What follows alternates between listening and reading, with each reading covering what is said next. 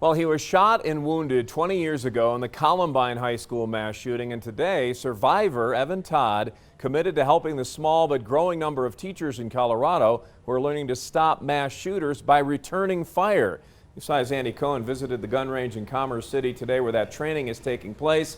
He's in studio now with a closer look at Evan's message, and it's an important one. It is, Rob. Evan Todd was hit by a shotgun blast while he was diving for cover behind a copy machine in the Columbine High School library. Many of the students that were killed that day were his close friends, and he wants to be a part of the solution that stops mass shootings. He's doing that by supporting educators who were willing to take on the responsibility of learning to fight back. Boom, it goes off. It's about muscle memory. In a gunfight, reflexes from proper training can be the key to survival. I'm just excited to train with people who are so experienced, and yeah, so far excellent. Instructors here give lessons by the numbers, from how to draw to reload and keep eyes on target.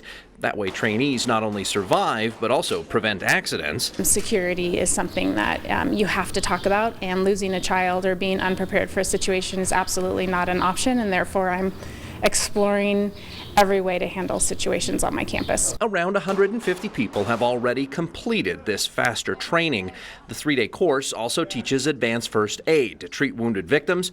Class size is limited, 12 men and 12 women. Admission costs $1,000.